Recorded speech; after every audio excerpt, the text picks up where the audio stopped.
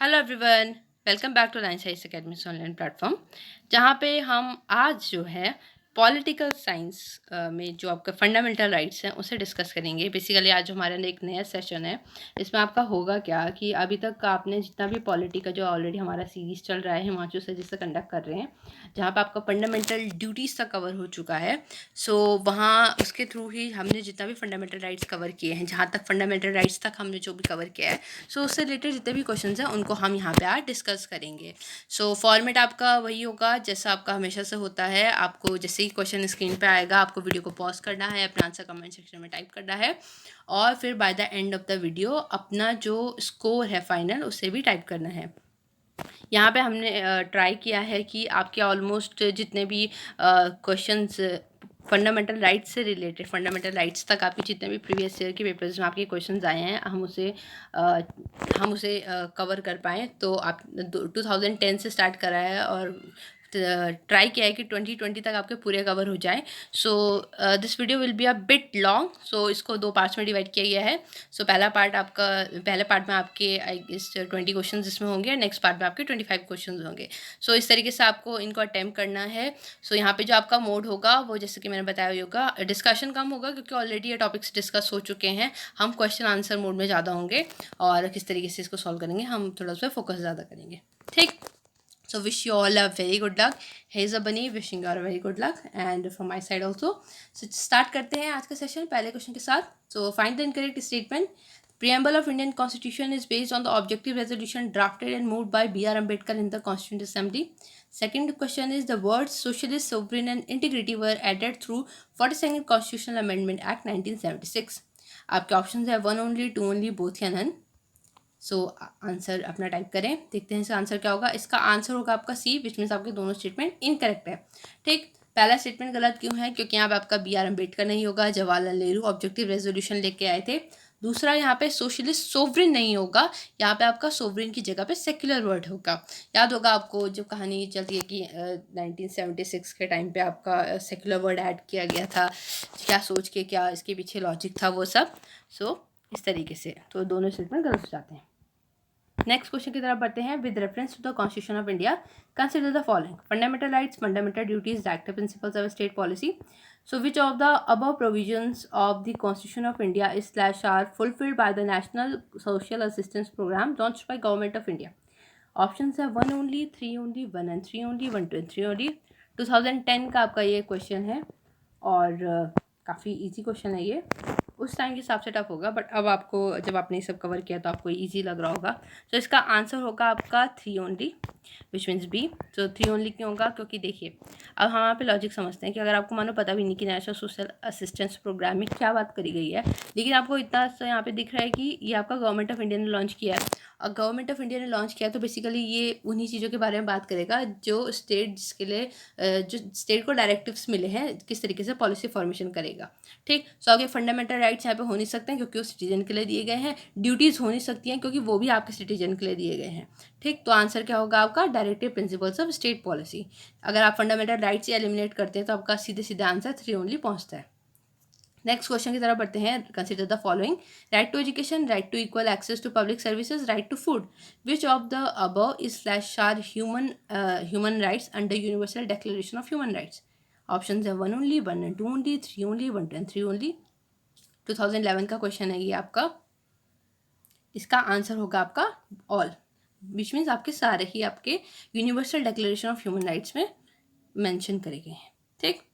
Next question की तरफ बढ़ते हैं। Distribution of power between centre and state in the Indian constitution is based on the social scheme provided in पहला है model Minto reforms, दूसरा है मॉन्टेव चेम्सफोर्ड एक्ट, तीसरा है government of India act and the last one is Indian independence act 1947. देखते हैं इसका answer क्या होगा। बहुत इजी क्वेश्चन है आपका, 2012 में आपका आया था। इजी इसलिए हो जाता है ना। पहला आंसर देखते हैं। आंसर है आपका सी, गवर्नमेंट ऑफ इंडिया एक्ट, क्योंकि आपको पता होगा कि आपका मोस्ट ऑफ द कॉन्स्टिट्यूशन आपका 1935 के एक्ट से आपका डिराइव इंस्पायर्ड दिखता है और डिस्ट्रीब्यूशन ऑफ पावर जो सेंटर स्टेट के बीच में जो है वो भी आपका इसके थ्रू दिखता है।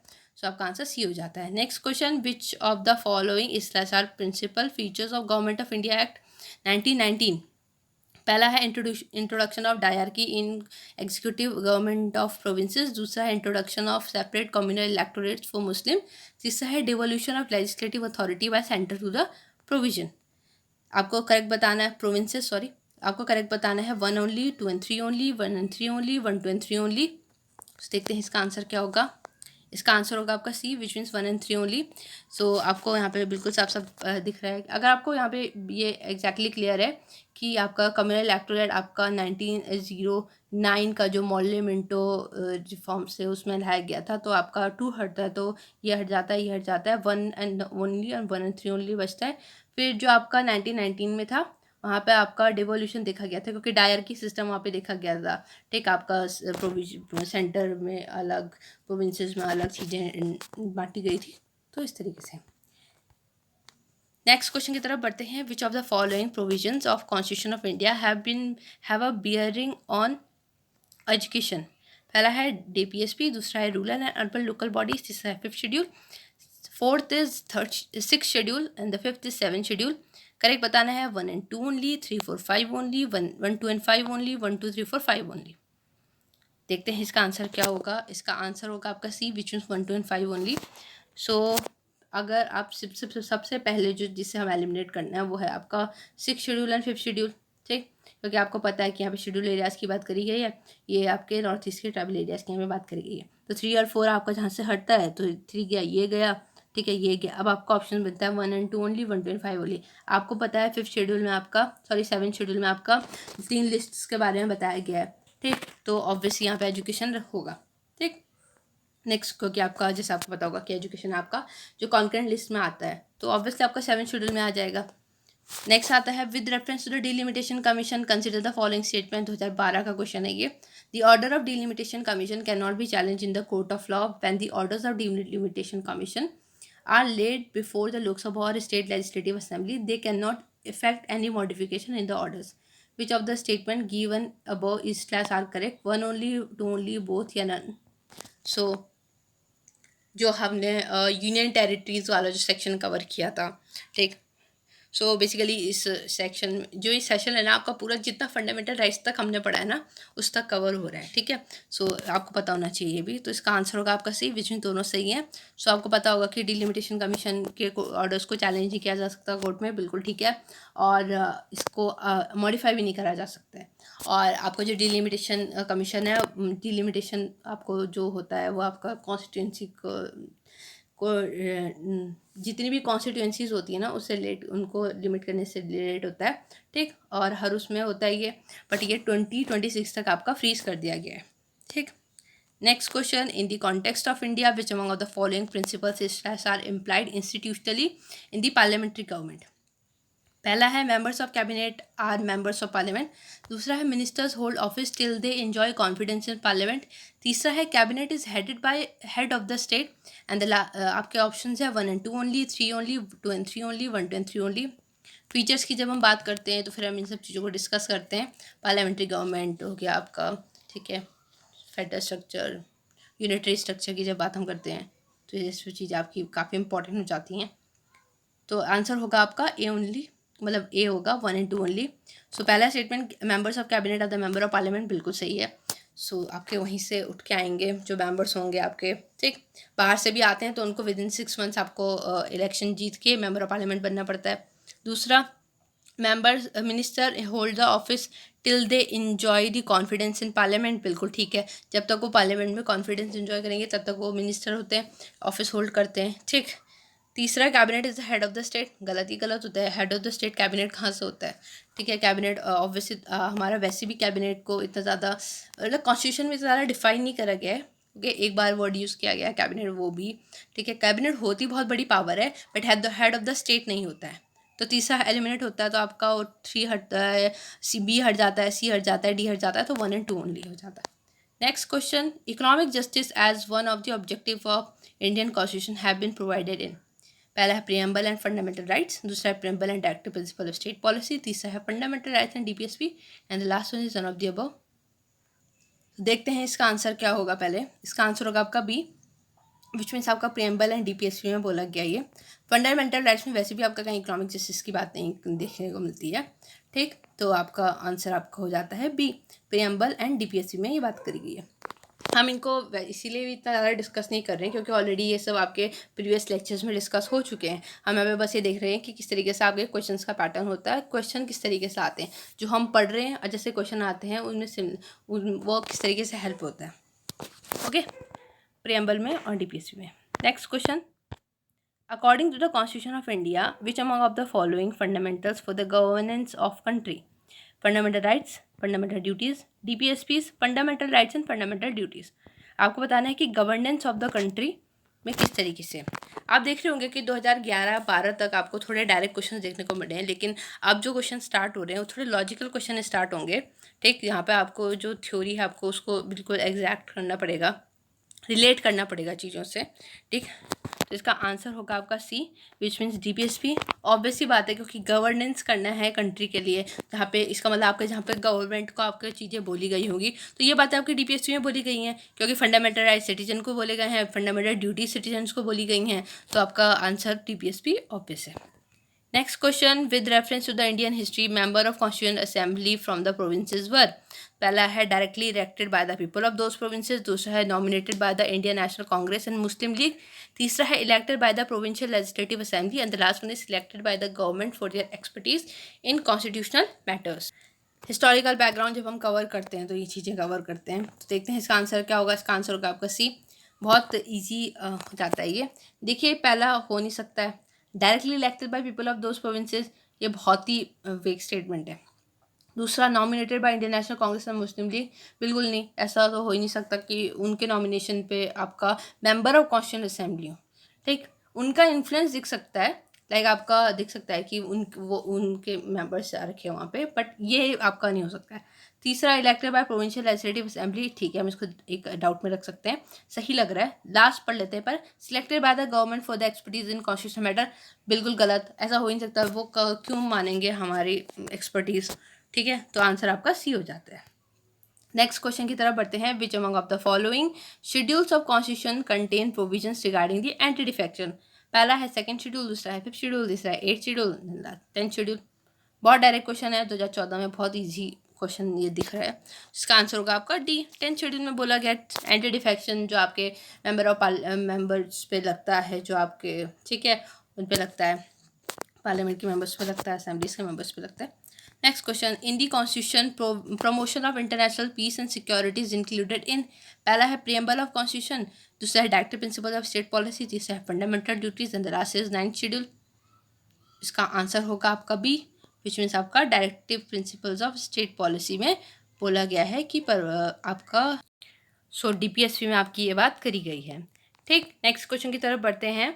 Consider the following statement, a constitutional government is one which, पहला है places effective restriction on individual liberty in the interest of state authority, दूसरा है places effective restriction on the authority of state in the interest of individual liberty.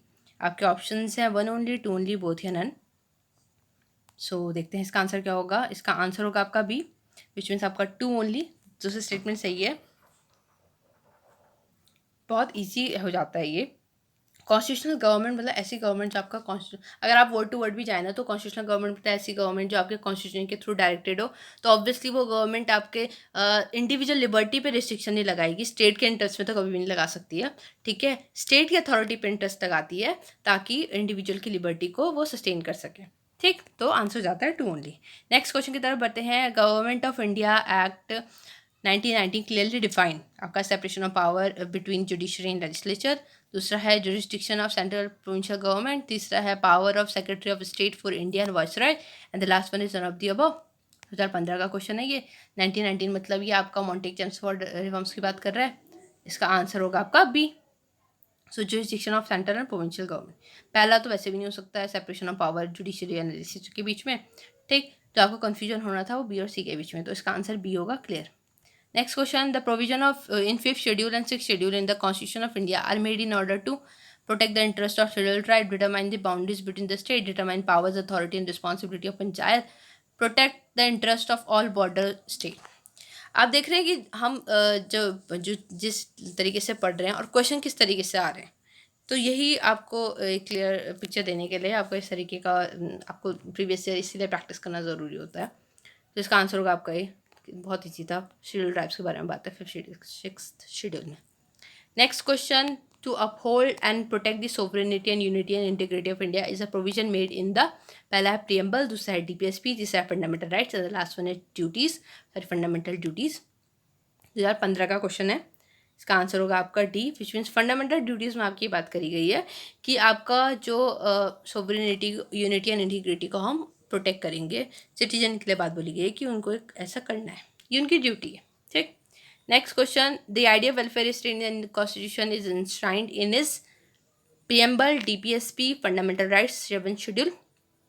आपका answer होगा यहाँ पे B, DPSP, क्योंकि welfare state को जो promote करेगा, आपका स्टेट प्रमोट करेगा। डीपीएसपी में आपको स्टेट को डायरेक्टिव्स दिए गए हैं कि किस तरीके से काम करेगा और वेलफेयर स्टेट को प्रमोट करेगा। ठीक, नेक्स्ट क्वेश्चन की तरफ बढ़ते हैं। There is a parliamentary system of government in India because, पहला है Lok Sabha is elected directly by the people, दूसरा है parliament can amend the constitution, तीसरा है Rajya Sabha can not be dissolve and the last one is council of minister is responsible to the Lok Sabha. आपके option answer होगा आपका, देखते हैं क्या होगा इसमें, ध्यान से करिएगा इसे। इसका आंसर होगा आपका D, parliamentary system of government के बारे में बात करी गई है। तो पहला Lok Sabha is directly elected by the people, ठीक। तो दूसरा होगा parliament can amend the constitution, तीसरा होगा